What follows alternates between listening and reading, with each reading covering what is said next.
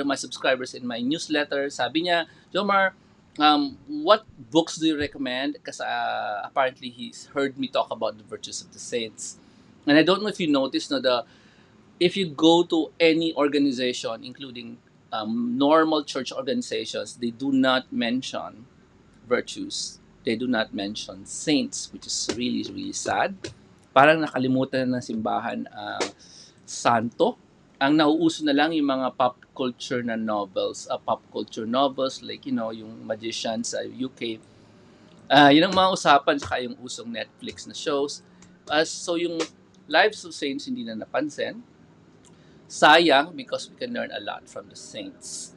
Because they are human like us, they have failed also like us, and at the same time, we can learn from them kasi the people in the Bible aren't the only people following Jesus. Yes?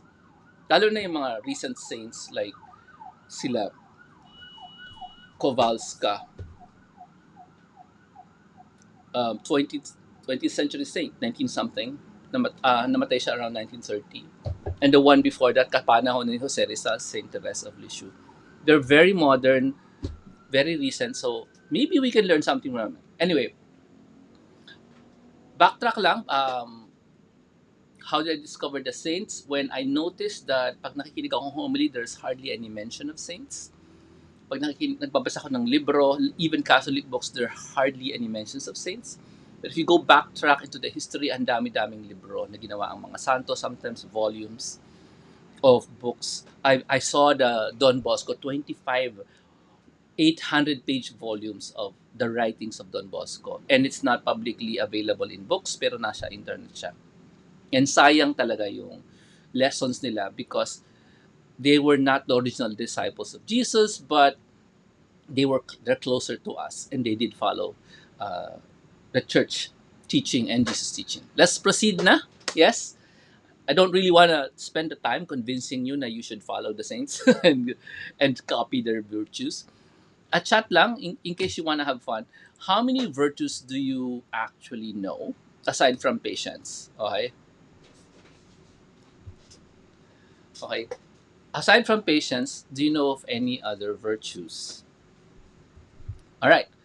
Let's proceed na. Kung kahit anong sagot nyo dyan, I'll just continue this one. Okay. So the first time, if you want to learn the virtues of the saints, you need to do this process. This is a process that I've done with my children and myself because it is a more fun process rather than directly reading the book. Okay? If you go to a bookstore, this is from Shopee, Lazada. If you go there and you read it, and you'll probably give up at a certain point kasi hindi mo naintindihan. Okay? Honesty, honesty, yes. Honesty is a virtue. Thank you so much for that, Neil. So, this is step one. Can you type the number one in the chat if you're in live? Step one is try to listen first to the stories of the saints via podcast drama. Sabihin, nakikinig ka lang dun sa drama, hindi ka nanonood. So while you're doing some household chores, you're driving, you're listening to the Saints podcast, you're listening to the Saints Alive podcast, or you with your people in the house, you're watching YouTube dramatizations of the Saints. Kasi, mas mabilis mo matutunan. And there are like 5-minute versions of the Saints' lives na pwede mong going starting point. I do recommend these two, the Saints podcast and Saints Alive, because if you go to the Google, no, type mo the Saints podcast, meron kang choices, the official website, Apple Podcast, Spotify, pwede mo siyang pakinggan kahit sa TV mo, kung may Spotify yung TV mo, kung wala mag-install ka na Spotify sa TV mo, you can listen to that. And it's not a watching thing, it's a listening thing. Now, there's also a secret. Type nyo number 5 for secret. Ang podcast kasi, nauso yan in 2007 when I started. No? And a lot of people don't know that the podcast is not a YouTube. There's one thing you can do with a podcast you cannot do with YouTube legally. Do you know what that is? It's the red arrow. Podcasts are expected to be downloaded and listened kag walang internet. So, pag pumunta ka sa Podbean, okay, Podbein, Podbean, and you go there, meron ka makikitang choice. Lahat ng podcast, by the way, nasa Podbean. Most of them. Okay. Makikita mo doon na meron kang option para yung podcast mo maging, yan yung website, Podbean, okay? Para yung podcast mo ma-download. So just go there, find the name of the podcast, which is ano yan, The Saints Alive, tapos pindutin mo yung download, tapos meron ka ng MP3 file. You know what to do with the MP3 file, right? Load it into your USB drive, load it into your SD card, lagay mo sa phone mo, lagay nyo sa TV nyo, lagay nyo sa Bluetooth speaker nyo. As long as you can have the MP3 file, i-load mo dito sa iyong USB drive. So you can carry the podcast with you kahit nagla-long drive kayo ng pamilya mo. Pasukan mo ng SD card, lagay mo yung MP3 file sa loob. This is what I do. I go to this website, I click download for all the episodes. There's about 100, 300 episodes. I just download them, put it in the USB, tapos yung USB lalagay ko sa speaker. Tapos, pwede mo nang i-play. Di ba? Nandun na sa MP3 file. Pwede mo lagay sa computer mo kahit wala kang internet, you can listen to this episodes. Okay? So that's it going to Podbean. May mga Spotify exclusive podcast hindi mo mada-download kasi wala siya sa Podbean. Pero yung mga Saints podcast nandito sa Podbean, just go there. Okay? Now, this is applicable to all podcasts na ginawa ni Lord. Okay? It doesn't have to be the Catholic podcast. As long as hindi siya Spotify exclusive. Mada-download mo yung file na yan. Alright? And ito yung Saints Alive, no? Pareho silang audio drama. Type the number 2 for drama. Ano yung drama? Yun nung unang panahon, nakikinig sila sa radio, tapos yun yung storya, walang Netflix, walang TV, walang movies. Nakikinig lang sila, tapos dinadramatize using voice yung nangyayari. Now, Saints Alive is made by Gen Z kids, so the wordings that they use are very modern. Yung Saints podcast naman, hindi. Sobrang luma ng style nila, Saints podcast. So, it's up to you. Gusto mo medyo lumang style. Pareho sila may sound effects. No? Drama kasi. The same podcast, mas kukonti ang kanilang episodes. Mas maiksi. Okay? Episodes run for about 80 minutes, pero in-split nila para hindi mo ma-download. Hindi ka masobrahan na 80-minute yung file is 20 minutes. Bottom line, at the end of the day, pag nakinig ka niyan, kahit ikaw lang mag-isa or with the family, which actually recommended the high volume sa bahay habang nag-household chores, mapapakinggan nila. At since it's drama, sabi ng utak nila, ano yan? Drama yan gano'n. Tapos di nila alam ko sa santo. And these are the stories they have not heard of, so sayang. Now, ang add-on, kung may anak ka, mayroong coloring book ang Saints Alive. So, download mo siya, print mo, tapos pa-color mo sa mga bata. Okay? Now, pag natapos ka ng listening to the Saints, now you can pinpoint the Saints that you want. Oh, I want to learn more about Fulton Sheen. Or I want to learn more about Catherine of Siena. Mga ganyan. Pag nakapili na kayo ng santo na, meron bang libro yan, doon ka pa lang kukuha ng libro. Okay? Now, there are 3 kinds of books. The diary books. So, this one is a diary book by Saint Therese. Very short. Saint Therese of Lisieux. So, hindi lang siya basta parish name. Siya yung actual na libro. And as you can see, it's very short. So, easy read.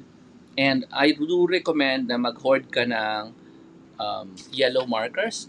Mark up the book. Okay? Mark up the book like this. Yan. So, mark up mo siya yung mga gusto mo, mga quote. So, lagyan mo siya ng book marker. Yan. Gumawa ka ng bookmarker. And mark up your book. Have your children mark up your book. Saint book para madali nilang balikan and write on the borders. Ano bang laman ito? Write on the borders. Para pwede mong balikan yan. So, a well-read book. Alright? That's Saint Therese. She died at age 25, so anybody below 25 can relate to her because the story is from the beginning of her life. Okay. That's Saint Therese, recommended. This, you can buy this in Shopee. Now, Diary of Saint Faustina, gawa to nila Marian Fathers, sila Father Chris, one of the biggest YouTube channels on the planet, Divine Mercy channel, sa kanila to. You see the book? Thick, right? The way of writing is diary, so pareho sila. Ni Saint Therese, you'll be able to understand both. Nga lang, this has visions. So ano siya mystic siya. Which means to say, by the way, dito nang galing yung Divine Mercy image. sa kanya. Sa kanya in-appoint ni God na magpa-paint ka ng image. Tapos the story of the paint ng image, makikita mo dito. Tapos pati mga pangalan ng mga taong involved, evil nuns, both stories have evil nuns, you know. Are nuns people? Yes. Can some nuns be bad? Yes. So, makikita mo dito yung kwento. Okay? Para hindi kayo masyadong, ang galing, madre, holy sila. Well, depends. There are holy nuns, and there are nuns in the process of being holy, just like your asawa. Okay? So this is really thick, but don't let it scare you. It's easy read. And again, mark up the book. Okay, mark up mo ganyan. Okay. Tapos pwede nyo pag-usapan yung part na to. Anak, ba't mo minarkan yan? Yun. So it's a excuse for you to converse with your children. Yes? Gusto mo ba ng excuse to converse with your children? Ayan. Pa-read ka ng 2 pages, 2, 3 pages, pa-mark up mo, tapos mag-usap kayo. Huwag ka magagal pag wala siya ng markup. Ibig sabihin, nagkulang ka talaga. Okay. So this is another recommended. Available locally yan. Tapos another one that I do recommend for you guys. So this is the Faustina in Amazon. This is the story. I think recommended ko Story of a Soul. This one is not one. This is different. This is locally done. Ito yung sa US. Ito yung recommended ko. Tapos ito yung Faustina book. And the third one, ay, nasa na siya? The third one is, I'm gonna just show you the book. This is it. So this is done here in the Philippines. This is not a diary. This is third. This is the third client. Books about them. So it was researched by a Filipino in the U.S. about Saint Francis of Assisi. So maganda yung pagkagawa, and same story. You need to mark up the book as well. Okay. This is a historical one. Pwedeng-pwede talaga sa homeschool. Makikita mo yung crusades. Nandito, nabubuhay yung crusades dito. You know, Muslims versus Christians, Christians versus Christians, popes dying, popes replacing them, popes dying again, generals and kings. Ito yung kwentong kingdom, kumbaga. Pero pagdating doon sa pagpasok ni Francis at Assisi, biglang, bang, ibang-iba na. Pero yung intro part na to, para kang talagang nasa history book. So this is a very nice book, Perfect Joy, Filipino author. Okay? Available dito sa Philippines, St. Paul Publications. All of these are not affiliate. I don't earn if you buy them. Okay? So these are some recommended. Now, may mga libro si Fulton Sheen, madami. You can buy them here in the bookstores. Si Jose Maria Escriva, he also wrote a book called The Way. And these are books made by the actual saint. So that's diary. These are books made by them, the hindi diary. And the Letters of St. Clare, this is not a book. These are letters compiled na siya nagsulat. Medyo marami yan. Mga 1 to 800 pages or something. Dami siyang letters. Is translated from Italian. Okay? So, kung nagustuhan mo si St. Clare, do not get her dialogues, get her letters para mas human. Kasi the dialogues are like, mystical yung dialogues, baka mahimatay ka sa hirap intindihin. Okay? Dito ka muna sa mga simple na libro before you graduate to more complicated books. So these are some of the recommendations and some of the books I'm already reading right now. Now, ito sila, wait lang. Now, some pointers. Would you like to learn some pointers on how to approach this, especially if you have children, on reading these saintly books? Okay. Number one, do not go into the book first. Understand their life first. Who are the people? What are the big events? Kanya. And then you read their works. Okay? Now, pwede ko kayong i-entertain by reading some quotes. Is that okay? Para you get, ano yung virtue dyan? Yan. Kasi yung the virtue, makikita mo sa life na binubuhay nila. Gets? It's not like, patience is like this. Longanimity is like this. It's not like Thomas Aquinas style na explanation. You see how they behave in different situations na difficult. Okay ba? So sobrang ganda yung mga quotables dito. And depende sa translation na nakuha mo, syempre, mas maganda minsan. This is from French into English. Mm-hmm. Can I read some from these?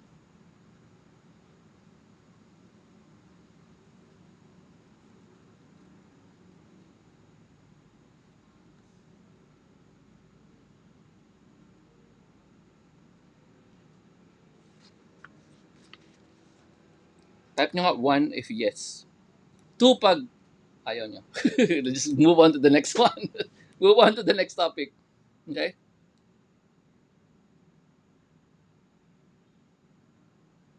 Ayan.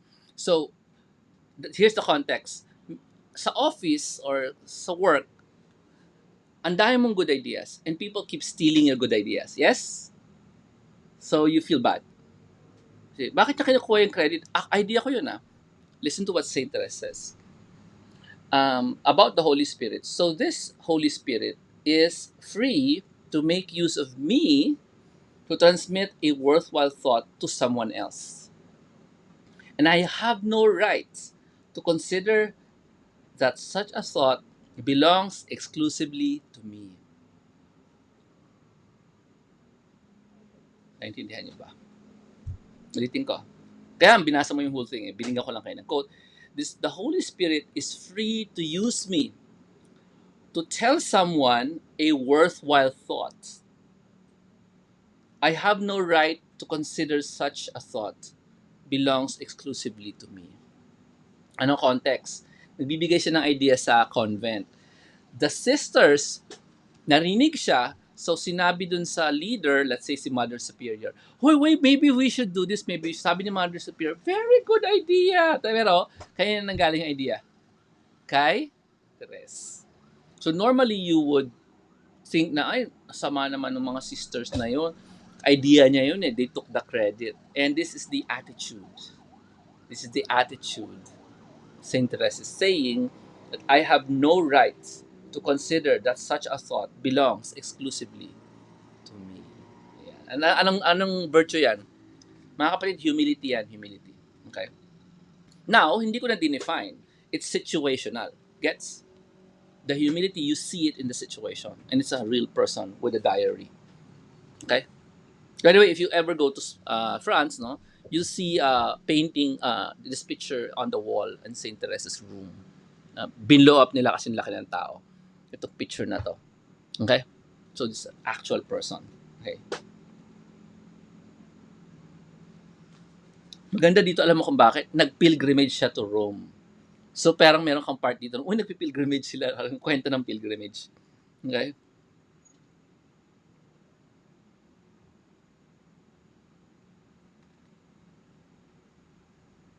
Ito, tungkol sa sementeryo. Game?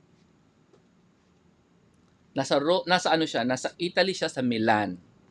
Are you still okay to read from Saint Therese or another book?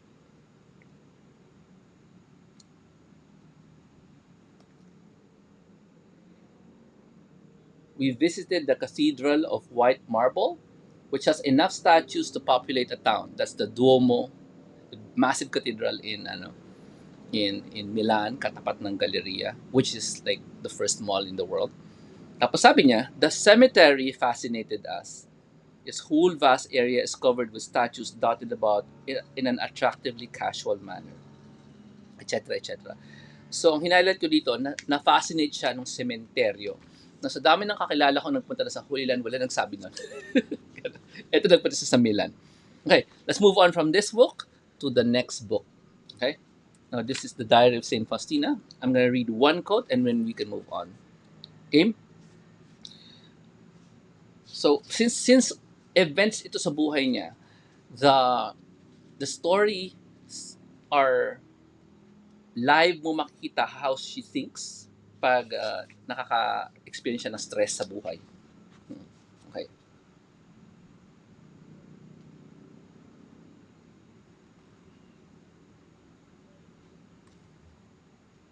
Ito. Narinig niyo sa akin to minsan. Ito.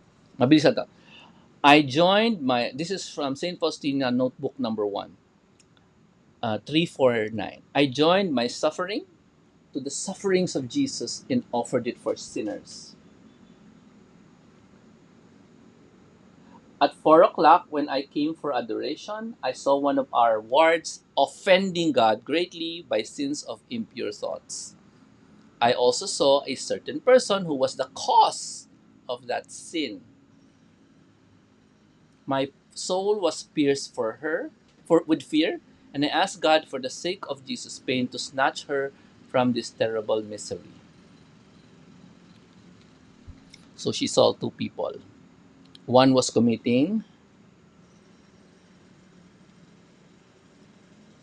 uh, impure thoughts. Alam niya, kahit na she's not supposed to know those thoughts. Anyway, that's fascinating. So, iba ang buhay nito kaysa kay Saint Therese. Okay? Saint Therese, simplicity. Ito, complexity. Kasi siya yung nagpagawa ng painting. No? So, you think it's easy? No, it's so hard.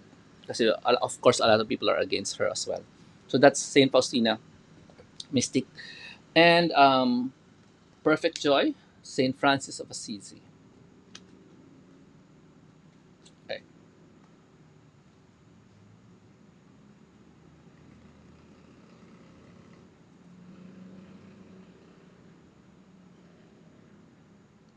Ito, narinig nyo na to, pero I'll read it to you kasi you probably haven't heard the story. Sometime in the year 1215, while Francis preached, swallows, ibon, chattered so much that they would not allow him to preach to the people. He ordered them to be quiet, and they immediately fell silent. They even allowed him to touch them, and they wouldn't leave until he dismissed them. So kaya si Francis of Assisi pagdating sa animals, he actually interfaces with them. Okay. So yun, mga short story lang yun tungkol sa animals. Let's talk about Francis of Assisi.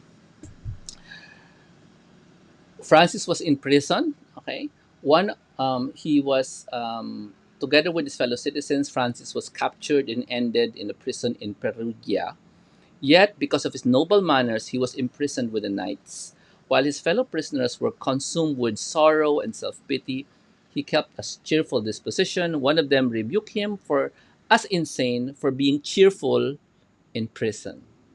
Francis alone not only acted in a friendly manner towards a fellow prisoner, shunned by the others, but also urged other prisoners to do the same, to be cheerful in prison. You've heard of this story sa Acts of the Apostles, being cheerful in prison. But this is in the year 1200.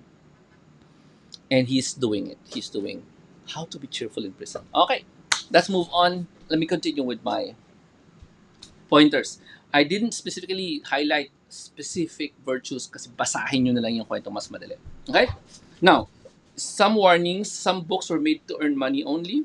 So when you read the introduction, you will notice that sometimes the author is not even Catholic or a practicing Catholic. So medyo, if you're gonna get a cheap book, skip the introduction and go directly to the contents of the book. Okay? Another one, a lot of these books are free in archive.org in PDF or text form. Because they are 100 plus years old, so it's free to print, okay? Free to publish as you wish because it's already public domain. Okay? Next is if you get a children's version of the book kasi magagandang pictures, you might be wasting your money. Okay? Because pag modernized children's version ng makuha mo, baka masyadong malaking emphasis on equality, egalitarian, or etc. Or too much environment. Like makakita ka ng Francis of Assisi, wala nang tungkol sa grabing humility niya. Okay? One of the stories I got here from Francis is he was knocking on the door of where he lives, and then the people inside won't let him in. And then he keeps knocking, malamig eh, this is Italy. Malamig, he keeps knocking. And sabi niya, the challenge here is for me not to be angry. There was no reason for them not to let him in. Pero the challenge was, keep knocking, they ignore. They keep knocking, they ignore. Bawal siyang magalit. Maganda yung pagkasabi niya, pero isipin niyo na lang ginagawa niya sa sarili niya. That's grabbing humility. It actually exceeded his devotion to nature, yung humility niya. Okay? So, people just use him, Saint Francis of Assisi, as like the champion of the environment. So, totoo lang, he's also the champion of humility and preaching. Okay? So, go for the actual books na lang. Huwag ka nang kumuha ng modernized books of saints. Okay? Kasi some of them are done for art only. Magaganda yung pictures, pero hindi naman pala Catholics yung mga gumawa. So, the words are kind of suspicious. Okay. If you have children, you can do this called a read aloud. You take a chapter. Each child will read a chapter every day. That would be kasama ka as a parent. You read it aloud. Kung hindi kaya ng chapter, kung masyadong mahaba ang chapter, 1 page, 2 pages, then you can discuss memorable parts and discuss any learned virtues. If they didn't learn any virtues, ano gagawin mo? You will point them out the virtues. Yes? Hello? Yes? You will point out the virtue. I'm gonna give you a story from the Saint Therese. So there was a sister, inutusan siya kasi by obedience sila, meron silang obedience na rule. Mas mataas sa kanya yung sister, inutusan siya, stand there for 1 hour. Anong dahilan? Walang dahilan. So she did. She stood there for 1 hour. People passed her by. She was just standing out of obedience. And then they were already whispering, murmuring, why is she standing there? Is she weird? Why is she weird? Tapos, ginawa yun ng sister, hindi ko alam ang intent, pero ang nangyari, napahiya si Saint Therese. Doon sa situation na, he was standing in a corner, told by the sister na mas mataas sa kanya to just stand. And it was done to humiliate her. And she did it, and she got humiliated. And you see her thoughts here. Question, have you ever been humiliated? What are your thoughts? Are you reacting like a normal drama, TV drama? Or baka interested ka makita anong reaction ni Saint Therese sa pagiging humiliated. It's very, very refreshing and different. So, since you're the parent or the older person, hopefully you recognize what that is a good thing to do. Or you're crazy and you say, ay, ang weird naman niya. Dapat nagalit siya. Remember, children need to be led by you. Okay? If you don't teach your children na hindi pwede mag-spaghetti strap, dadali nila yan sa simbahan. Yes, anak, hindi pwedeng miniskirt sa simbahan. Pero nung maliit sila, pinasuot mo sila ng miniskirt sa simbahan every day. So, dadali nila sa simbahan and now they're scandalizing men because they're wearing miniskirts and you can't do anything about it because galing sa'yo. So, you know your responsibility. Okay. Yun na po ang lesson ko on virtues for the meantime and books. We can go into a topic of virtues next time, but that was my super short on books itself. Are you ready for our next topic? There are 3 topics. Tapos na ako sa isa. Are you guys okay? Let's move on to the next one. Type in okay. And this is our next topic. Anyway, I can stop. If you have questions here, you can type it in. Otherwise, I'll just continue. Okay? This. Have you seen this? I'm going to give you a close-up so you have an understanding of what am I talking about. Ay, hindi nyo to kaya to mag-focus. Haha, ito na lang. So this is called a, what is this? Can you guess?